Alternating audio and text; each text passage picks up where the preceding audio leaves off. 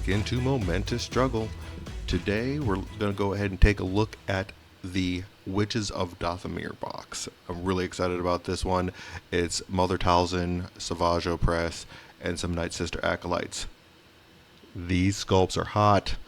Anyway, I do like these sculpts. I think they're really good. I'm really excited to get these painted up once they actually do come out. But I want to talk about these. I'm really excited. I was excited for Savage from the time that we got the core box, and Maul because I really want to team them up. Kind of just a flashback to the Clone Wars series, because that when the two of them were together, they were just unstoppable. So I'm really looking forward to that. I think this box is going to help bring a whole new archetype to the game and a whole new strategy revolving around the Dathomirian keyword and tag. So I really am looking forward to it. So we'll go ahead and jump into that. Before we do, as always, if you want to help support the channel, like, subscribe, ring that bell for any notifications whenever a new video pops up. Do appreciate it. Let's jump into it. So starting off, we're going to take a look here at Mother Talzin. She is a very awesome character within the Star Wars universe. She is a shaman and the clan mother of the Nightsisters, which is basically a coven of Force-sensitive witches. They really tap into the dark side of the Force and utilize that when engaging in battle. I do like the lore and the idea of the Nightsisters being that really powerful coven of witches. I don't think they were tapped into a lot. In the series, we do see in the Clone Wars series where you're going to see them primarily after the fall of Asajj from the dark side, when she, not fall from the dark side, but basically when she was abandoned by Dooku, when Dooku kind of turned on her, she went back to the Nightsisters. So I really do enjoy her and the dynamic that they have with the Dathomirian witches themselves. So let's go ahead and jump into Mother Talzin, the Star Wars Shatterpoint character, and see what she has to offer in the game itself. So here we have Mother Talzin.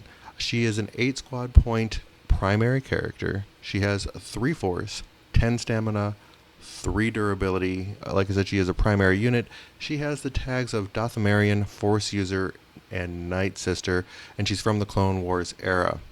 She has 4 abilities. The first is her tactical ability of obscuring shadows. At the start of this unit's activation, choose another allied Dathomirian unit. 1 character in the chosen unit may dash. So I like this ability for a couple of reasons. I always like out of activation movement, and this definitely provides it. It gets your Dathomirian units that you want in a different position into position. One of the things to keep in mind here is it's only 1 character though, so you're not going to be able to move both Nightsisters if you're looking at trying to move your supporting units. But there is no range on this, so I think that's really solid right there, because you could end up look at moving. Let's say you brought Maul. You could move Maul forward, so you can sit there and have him being able to get him even farther forward, because Maul is a Dathomirian. You could also look at Savage, or if you wanted to bring a different secondary, you could look at also bringing Asajj herself, because she has a lot of movement already. Just moving her a little bit more to get her all the way across the board if you needed to would be really solid. So I do like this ability right here. Mother Talzin also does have 1 reactive ability. It's called Manipulating Hands. It costs 2 force though, so this one is pretty pricey. Choose an enemy character within range 4. The chosen character dashes. You resolve this movement. So this is basically a displacement, a different take on displacement than we've seen in this up to this point in time. But I really like this one because you're moving their character wherever you want to, getting them into position for a better attack down the road. Say, for example, one of their characters has already had their card drawn. They've already moved their character. You can use that to move their character into a better position to attack later in the game, maybe move them off of a point. Again, this does cost 2 force, but there's ways around that, which we're going to see when we get to her stance cards. She does have 1 reactive ability as well. It's called Life Drain. After an allied Dathomirian character makes an attack, if the defender suffered 1 or more damage. This unit may use this ability. That allied Dathomirian may heal. Really cool ability. Basically, anytime a Dathomirian makes an attack, again, no range, and it's just a reactive ability, so that triggers once per turn. And for any reactive ability, for once per activating trigger or triggering effect, once per triggering effect, you can use one reactive ability. So like you could definitely use this for that once per turn type of a situation. No force associated with this again, so that's pretty nice. So to keep Maul in the game, I think that's something that you can do, because Maul's going to be sitting there pumping out a lot of damage. So you could use that with Maul there to basically heal him one, because he's already hurting himself, just to kind of keep him from a little bit more staying power for Maul. Definitely could use that on Asajj Ventress as well, giving her a little bit of stay power. I think I'd like this also on Savage, because he's kind of a beater, which we're going to jump into him after we get through her. But he's kind of a beater as well. So I like this versatility of being able to have anybody get a heal. And what's even better about this, I think, is that, again, there's no range on it. So you don't have to have her in a certain range. You can keep her back and just let her do her thing from the kind of the back line, so to speak, that back objective holding spot. So she doesn't, you don't have to worry about putting her in range of getting hit, because you kind of, as a primary, you want to keep her around, especially with these great abilities that she has. And she has one last ability. It's her identity. It's Wrath of the Great Mother. Once per turn, when an enemy wounds another allied unit, after the effect resolves, one character in this unit may dash and may then make a 5-dice attack targeting that enemy character. So pretty cool ability here, where she's able to make that, and she does have range attacks as well, so we don't have to worry about her having to sit there and throw herself into melee. So I do like Wrath of the Great Mother. It is a really solid ability as far as I can tell, and I'm really excited to see how we're going to get her, what we're going to do with her when we get her on the table. So let's go ahead and jump into Mother Talzin's stance card. As with all primary, she has two sides to this. This is her Great Mother side. She has a 7-dice range attack at range 4 and a 6-dice melee attack. And on defense, she's 7 at range and 5 in melee. So definitely, again, you want to keep her kind of back shooting from range. She's going to be pretty good in a little bit of a gunline synergy maybe. So I do kind of like her here. I think she's got a pretty solid attack line there. So that's pretty good. But let's look at her tree. She has a very unique tree. She can go, the first one is just it's a dash with 2 damage. And then on her second movement, you can either go down or back or just straight across. It gives you 2 damage and an expose or another shove. So looking along the whole thing, and then again, we go across the board. So if you went straight down the center, so looking at max damage that she could put out, if she were to go all the way down her tree, you're looking at 10 damage. So that she's pretty solid with damage. She's got a lot of movement here with 2 shoves on her, or 3 shoves total on her chart, as well as a reposition. If you don't want to go with the damage heavy, you can reposition her. She does have 2 different conditions if you wanted to go more of a condition heavy way, with giving expose and pin. So I do like that there's a lot of different versatility on her tree between the movement, and because of the different ways you can go, you can do 2 conditions, 2 shoves, and a lot of damage. You can do all shoves and repositioning for just a lot of movement. You could do a mix of it all too. You could just do some movement with only one condition. Really versatile stance tree on the Great Mother side. Looking at her expertise chart, 1 to 2 gets you a critical and a regular hit, 3 gives you a critical and 2 hits, and 4 plus gets you 2 criticals and 2 hits on her range side for the magics. On Conjured Blades, which is her melee, 1 is going to get you 1 to 2 is going to get you 1 hit and a damage. 3 is going to get you a critical, a hit, and a damage. And then 4 plus is going to get you a critical, 2 hits, and a damage. So again, looking at this, a little bit better, I think, on the range side, but it looks like that's really where she wants to be at. Her defensive expertise chart is the Mystic Defenses. 1 to 2 is going to get you a block. 3 is going to get you 2 blocks, and you reduce one of their criticals to a hit. And I really like when we get to the reductions of dice, the dice manipulation that we see here. 4 plus is 2 blocks, a reduction from a critical to a hit, and a reduction from a hit to a failure. So I really like her defensive chart there. If you are rolling 7 dice in range, so there is a good chance that you might get a 4 expertise roll in some cases. So I do like this. I think it's a pretty solid because you're really reducing the reduction, and just turning a hit straight to a failure is always nice. So I do like this one. Let's go ahead and take a look at her other side of her stance card. That one is called Wrath. And this one is a little more melee focused, not as much of the ranged focus, but again, I think it's still a pretty solid card for her.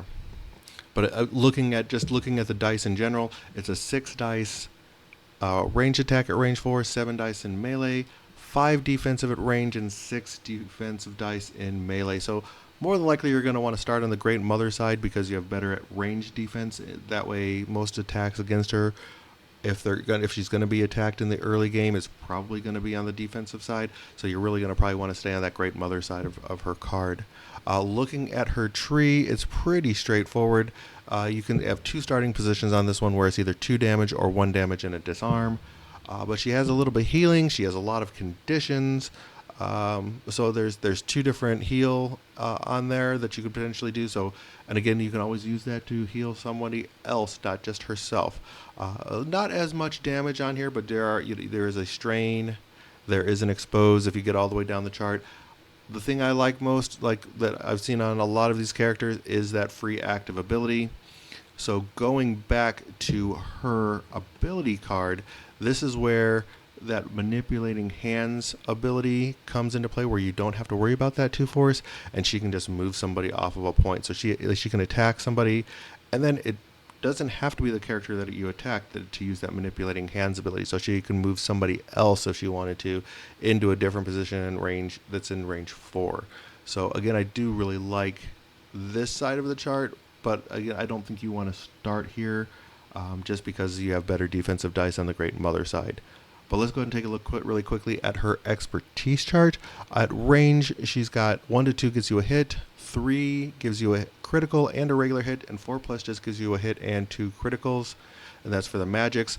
For Conjured Blades, which is the melee, again, you're getting 1 to 2, you're getting a critical and a damage. 3, you're getting 2 criticals and a damage. 4 plus, you're getting 2 criticals, a hit, and a damage. And looking at the expertise chart, it's pretty much for the defensive side, pretty much exactly the same as what we saw before. 1 to 2 gets you a block, 3 gets you 2 blocks and a reduction from a critical to a hit, and 4 plus is going to get you those 2 blocks, that reduction from critical to a hit, and a reduction from a hit to a failure. So this is her more melee focused side. The other side is her more ranged and defensive side. Again, I think I've beat it down to the point of where I think you need to start at with this card. But everyone to each their own and wherever they want to go. But I definitely like attacking with this one if you're trying to use some displacement, because you get that free displacement out of it. So that said, let's take a look at our secondary character, Mr. Savage Oppress. So if you didn't know, Savage Oppress is a beast. He's the older brother of Maul, Lord Maul, that you know from the game. He originally was recruited and handpicked by Asajj Ventress, basically under the guise of being a mate, basically to become her servant in a plot to assassinate Count Dooku after she was betrayed by Count Dooku and left for dead.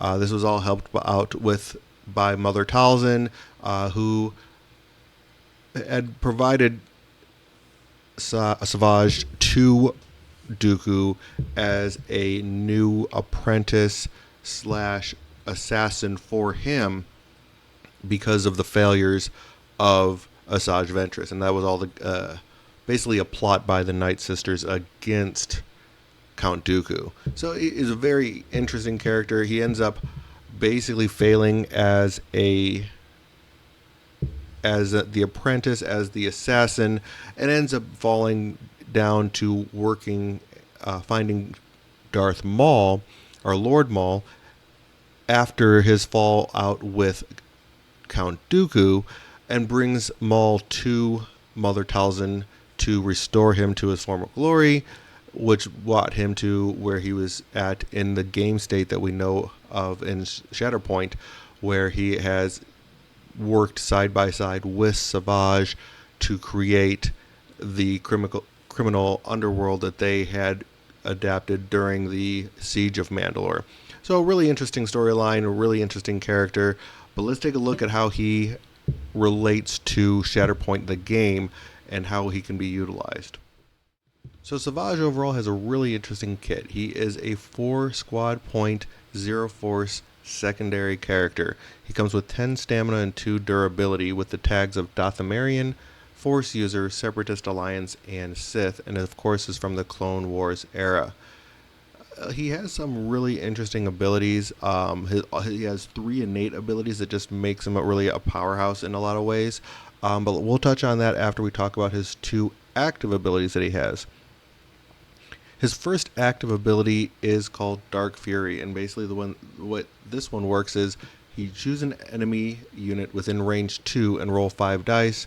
The chosen unit suffers damage for each critical and regular hit results in the roll, but if it's a Force user and they suffer damage, they also gain the Expose special condition. So it's really interesting how he can just put Expose onto any Force user in range. So I mean, it doesn't necessarily say Jedi or Sith, it just says Force user. So I do like this ability.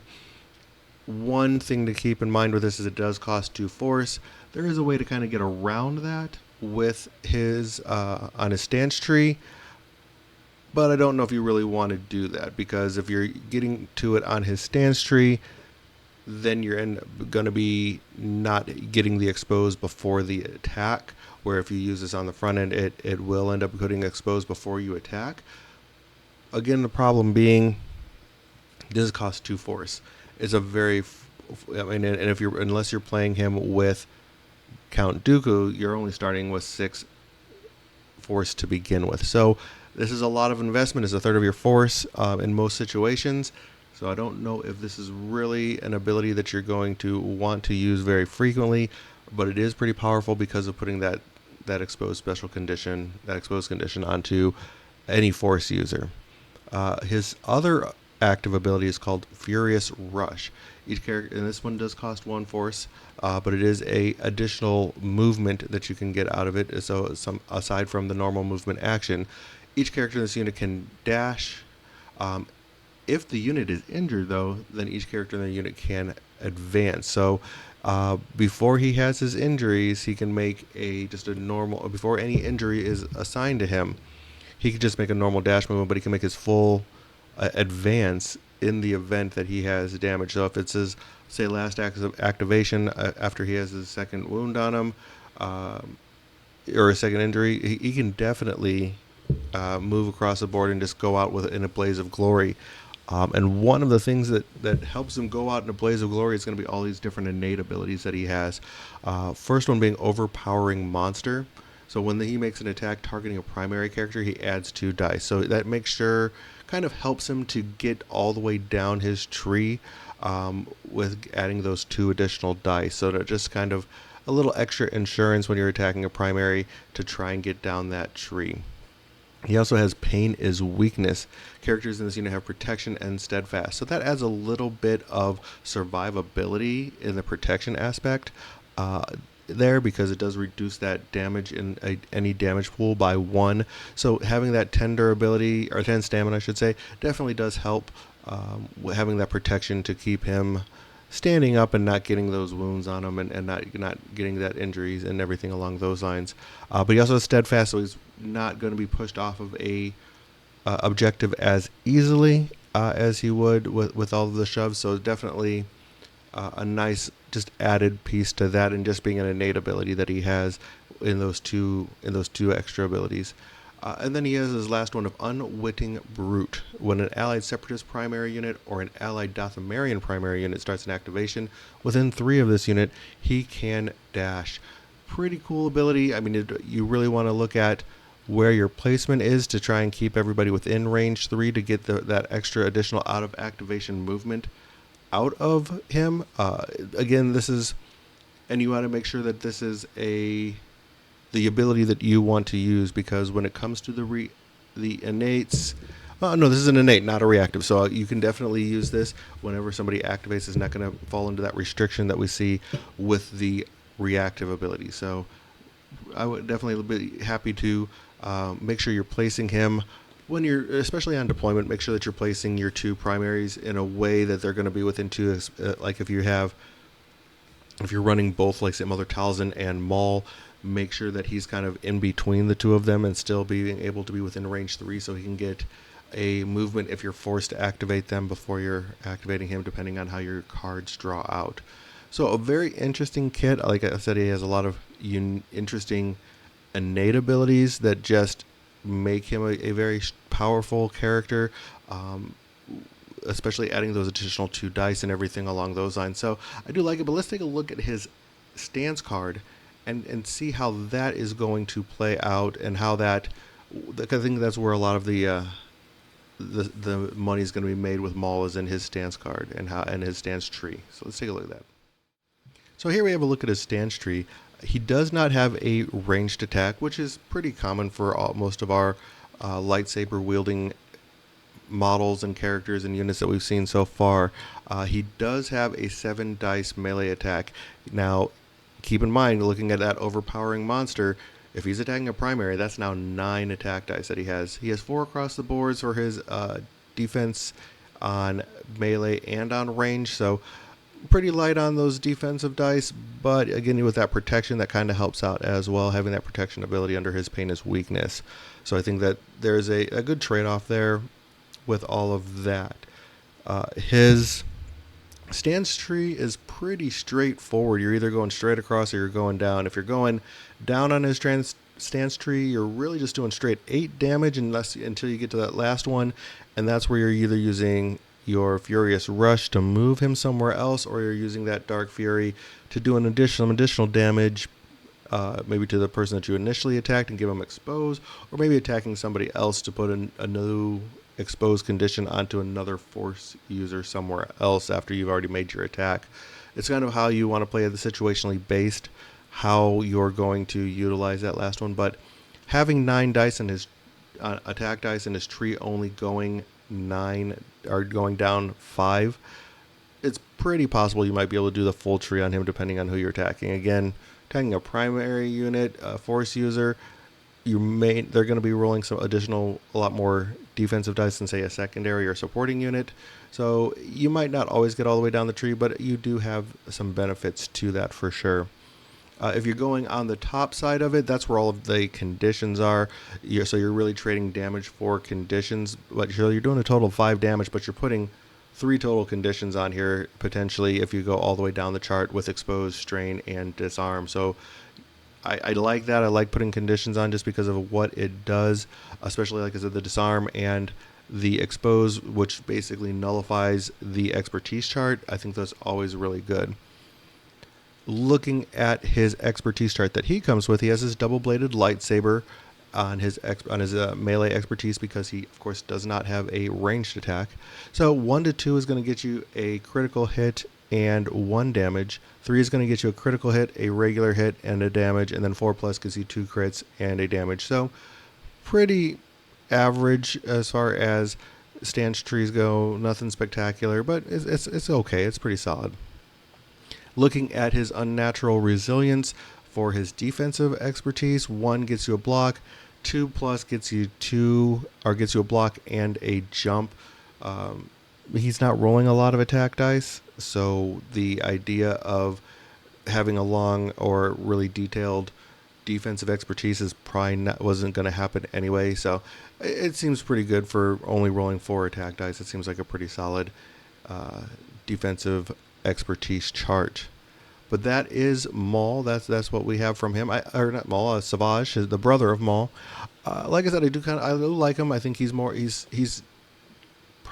like he's probably going to be taking a lot of damage. The protection gives him a little bit of help, but overall, I think he's going to be the target because he's just going to be going into the fight, attacking those primaries, trying to put those conditions on primaries, trying to do the damage to the primaries. So he's gonna. I think he's going to be a pretty big target and attracting a lot of attacks in response to where he is and how you utilize him, since he's just going to want to be up there in the middle of the fight anyway. And with those 4 defense dice, maybe a little bit of a glass cannon. We'll see how he actually goes in play, but I think there's going to be a little bit of a glass cannon-y type of feel to him simply because of only 4 defense dice and putting him and him targeting primary characters is really going to be like what you're going to want to do with him for those extra attack dice. So I think he's going to draw a lot of attention for sure. So let's go ahead and take a look at the supporting units that are coming in this box, and that is the Nightsisters Acolytes. The Nightsisters are a really interesting group. I think everything coming out of the Dathomir, the planet of Dathomir, is really cool. So they're also known as the Witches of Dathomir, the Daughters of Dathomir. Basically, they're an old, ancient order of witches, all female Dathomirians that use a specific type of magic that draws off of the dark side of the force, dark energy, and they utilize that in their attacks and in how they go about their lives. Very cool, old, ancient group of people, and I do enjoy and think that they are one of the more unique aspects, especially out of the Clone Wars series. Of course, if you've watched the Clone Wars series, you know that it doesn't end well for the Nightsisters. They are just another group of people, another planet that suffers at the hands of the Separatist Alliance and Count Dooku. But they are a very interesting group. I just actually finished reading the story about Dark Disciple, which is about Asajj Ventress, and it's after the events of what happens on Dathomir and Dooku attacking. Really cool book. If you get a chance to read it, it really goes into a little bit. You learn a little bit more about the Nightsisters there and their history and what makes them so important, because they're just kind of a side note. They don't dive into them as much as they could have probably in the Clone Wars animated series, and the book kind of gives a little bit more depth to the Nightsisters, and it gives a lot more depth to the journey of Asajj Ventress if you're interested in that. But it's definitely a good book and worth reading for sure. But let's go ahead and take a look at the Nightsister Acolytes as they exist in the Shatterpoint game.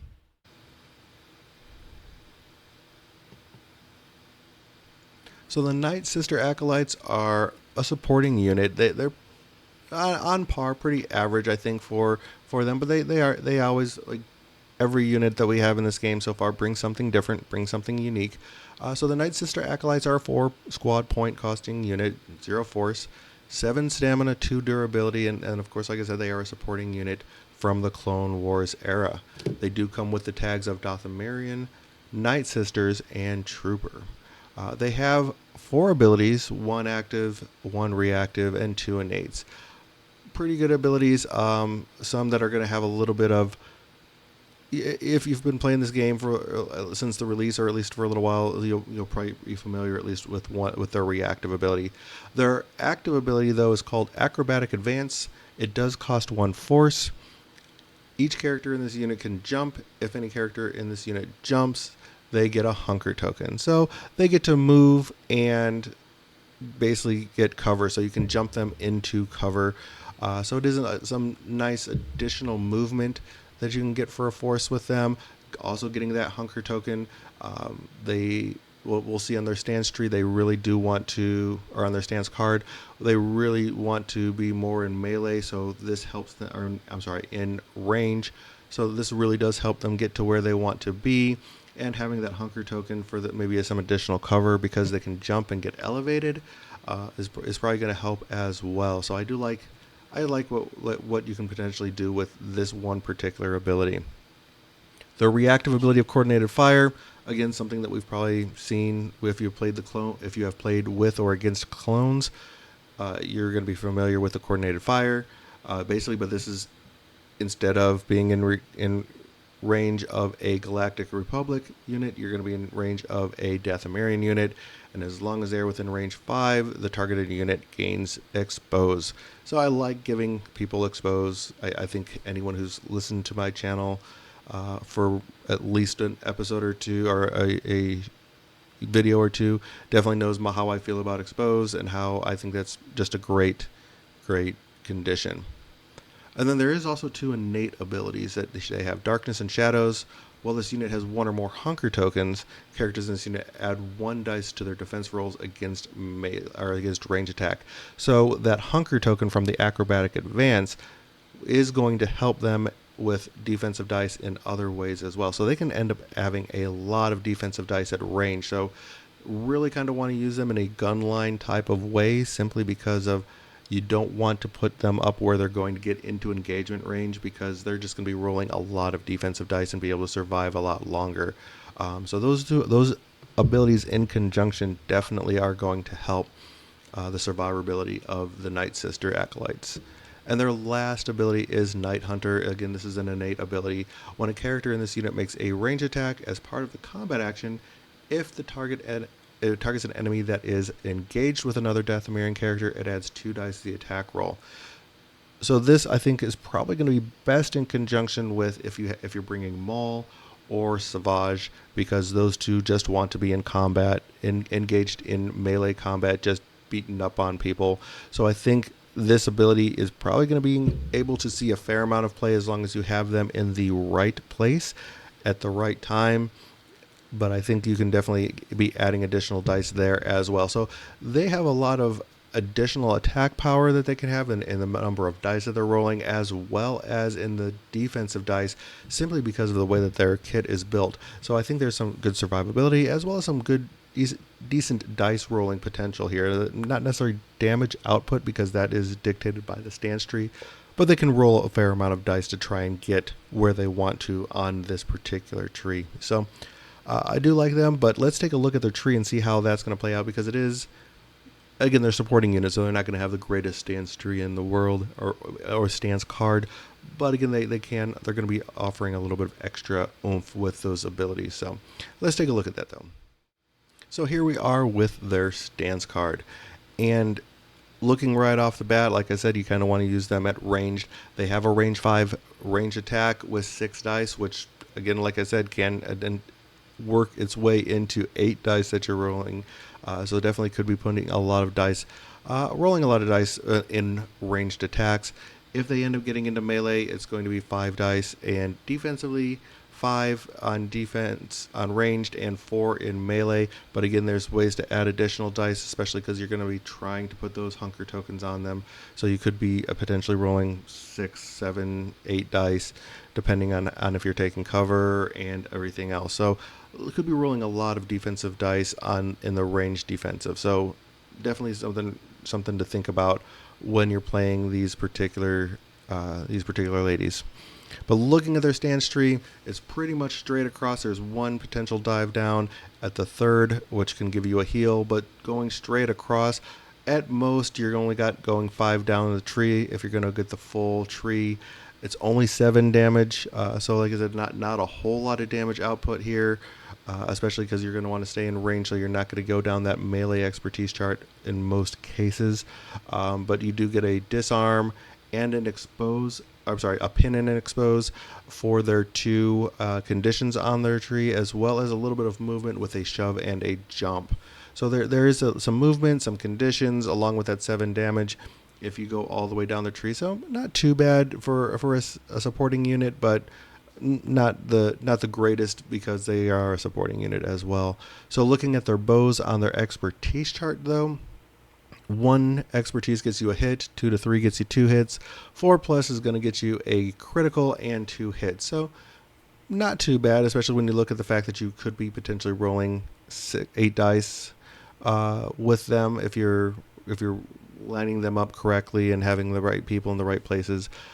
In their range attack in their melee attack using their blades, 1 to 3 you're just going to get a crit or a regular hit and a damage, and then 4+ gets you a crit, a hit, and a damage. So again, not really wanting to be in that melee battle with these girls. they're going to be staying. You want them to stay back because you're going to be rolling more dice anyway. And then lastly, they do have an expertise chart for their defense. 1 to 2 gets you a block. 3+ gets you a block and a reposition. So a little bit more movement on the defensive side. Also a little out of activation movement just by having that. But again, you need 3 of your expertise, which might not be that difficult. Seeing how you should be getting those hunker tokens, should be getting yourself into cover in most cases, and so you should be staying back into that ranged attack range to adding some additional dice for your defensive roll. So it's not out of the question to hit 3 expertise, depending on if you're adding those additional dice to your rolls for the Nightsisters here. But that wraps up them. Let's go ahead and kind of just wrap this up and take a look at what the overall thoughts are on this one. So overall, yeah, I really do like all the characters that are coming in this box, all of the models that are coming in this box. Like I said, I think they're very, very cool looking, very dynamic looking, like the pose with the bow and Savage kind of charging in with that double lightsaber. Really cool poses on all of them. So I think they're going to be a fun one to build and paint for sure. But outside of the hobby side, I think they're going to be fun to put on the board. They're offering something very different, very unique than what we have had so far with some of the new abilities that we're seeing on some of these characters. So I think they're going to be fun to play. I think they're going to create a new archetype with the Dathomirians because you can have the 4 of them along with either Maul or Asajj. And to add into that, so you could I'll probably be making a video down the road about a Dathomirian focused strike force that I'm going to want to play. So keep an eye out for that in the future. By doing so, just go ahead and hit that subscribe, ring that bell so you know when those videos come up. But again, thanks for listening. I'm going to wrap it up here. Thanks again for listening, and may the force be with you.